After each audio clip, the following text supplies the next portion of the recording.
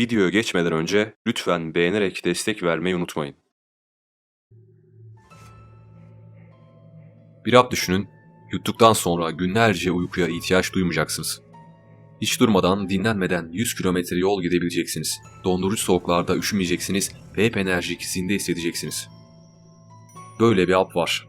Bir yandan size bu armağanları verirken diğer yandan bazı değerli şeylerinizi alacak olan bir hap bu. 1940'da İngiliz basını şunları yazmıştı. Korkusuzlar ve deli gibiler. Onların insan olduğuna inanabilmek çok zor. Bu sözler Wehrmacht içindi. Almanya Silahlı Kuvvetleri. Hitler durmak bilmiyordu. Danimarka ve Norveç'i kısa sürede ele geçirmeyi başarmıştı. Bir sonraki ay birlikler Hollanda ve Belçika'daydı. Almanlar Hollanda'yı bir baştan bir başa işgal etmişlerdi. Ve en sonunda sıra artık Fransa'ya gelmişti. Alman tankları 240 kilometrelik zorlu araziyi sadece 11 günde aştılar. Geçilemez denilen Arden Ormanı bile onları durduramadı. İşgalin liderliğini üstlenen General Heinz Guderian, Fransa sınırına doğru ilerlemek için emir vermişti. Gerekirse en az 3 gece uyumadan yola devam etmenizi istiyorum. 3 gece boyunca hiç durmadan kilometrelerce yol gitmek. Bu cümle Hitler ve hırslarının güzel bir özetiydi. Binlerce asker hiç uyumadan 3 gün nasıl yürüyebilirdi? İngiliz ve Fransızların karşısında bir düşmandan çok daha fazlası vardı. Almanlar 3 gece hiç uyumadan, hiç dinlenmeden yollarına devam ettiler. Fransa'ya geçtiklerinde Fransız takviye birlikleri bile sınıra gelmemişti. Fransızların savunması Almanlar tarafından bozguna uğratılıyordu. Churchill o günleri şöyle anlatıyordu. Asla bunu beklemiyordum. Tüm iletişimimiz karşı konulamaz bir zırhlı araç tarafından bastırılmıştı. Hayatımda bundan daha çok şaşırdığım bir an olmadı. Peki Almanların bu enerjisi nereden geliyordu? Savaşı kazanmak uğruna nelerden vazgeçmişlerdi? Yanıt Pervitin'de gizliydi. Yani metamfetaminin hap formunda. Metamfetamin 1937'de Almanya'da sentezlendi ve 1938'de piyasaya sürüldü.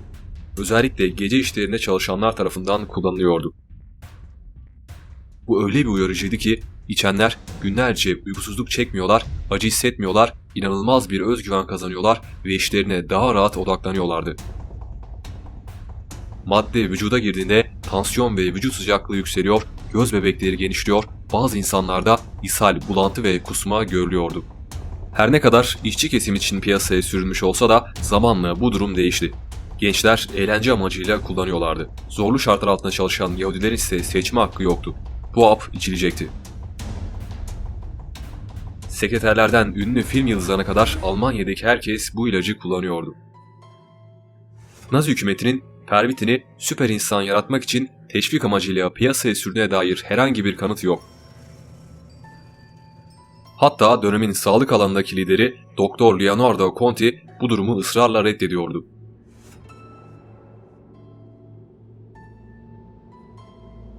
Berlin merkezli Tembe İlaç şirketinin geliştirdiği Pervitin ilk başta uyanık kalma ve depresyon için sihirli bir hap olarak pazarlanmıştı. Otto Rank Pervitin'i 90 üniversite öğrencisi üzerine denedi ve ortaya çıkan tabloyu görünce bu ilacın Almanya'ya savaşı kazandıracağını düşündü. Zira bu ilacı alan Alman askerleri uzun süre uyumadan, dinlenmeden kilometrelerce yol kat edebilirlerdi. 1940'ta savaşın en sıcak hatlarında savaşan Alman askerlerine tam 35 milyon Pervitin tablet gönderildi. Ancak performans arttırıcı ilaçlar sadece Almanlara özel değildi. Müttefik devletlerde savaş yorgunluğunu gidermek için benzetrin formunda amfetamin kullanıyorlardı. Bu maddeler merkezi sinir sistemini uyarıyor, iştahı azaltıyor ve senlik hissini artırıyorlardı. Bunları ilk kez Almanlar kullanmıştı.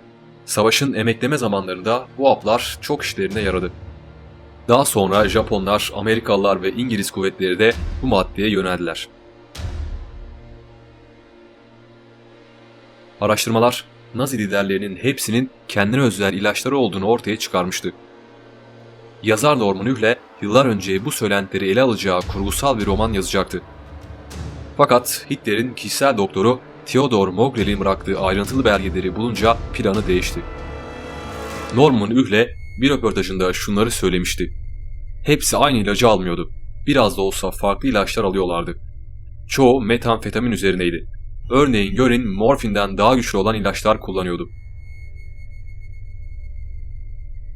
Doktor Morel, rejimin resmi fotoğrafçısı Hoffman'ı tedavi ettikten sonra Hoffman'la yakın bir ilişki içerisine girdi ve kısa süre sonra Hitler'in özel doktoru oldu. Morel kaleme aldığı notlarında Hitler'e neredeyse her gün amfetaminler, barbituratlar ve türlü kafa yapıcı maddeler verdiğini açıkça yazmıştı. İlaçların etkisi inanılmazdı. Hitler bir dakika önce ayağa kalkamayacak bir haldeyken bir dakika sonra koşacak hale geliyordu. Morel, Nazilerin karanlık simalarından birisiydi. Boğa testleri de dahil olmak üzere birçok hayvan parçası kullanarak vitamin ve hormon ilaçları üretmeye başlamıştı. Bu ilaçları Nazi Almanyası'ndaki yüksek statüye sahip insanlara veriyordu. Hitler pervitini kullanmamıştı. Denemediği çok az kimyasaldan birisi pervitindi. Yazar Norman Ühle, Hitler'in intiharını bile bu ilaçlara bağlıyordu. Doktor Morel harap olmuş şehirde malzeme bulamadığı için ilaç yapamamıştı. Hitler de bu yüzden intihar etmişti.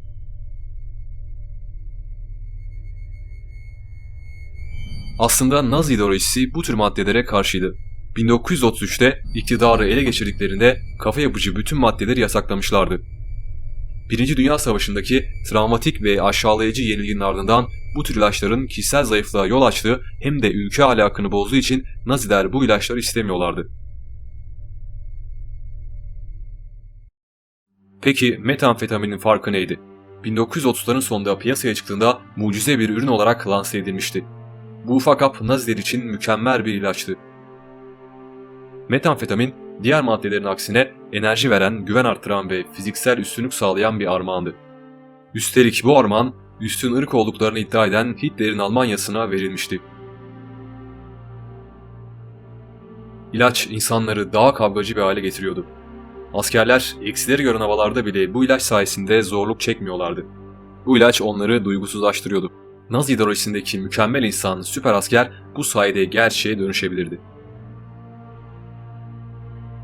Otto Rank, pervitinin 36 ile 50 saat arasında insanları dinç tuttuğunu söylüyordu.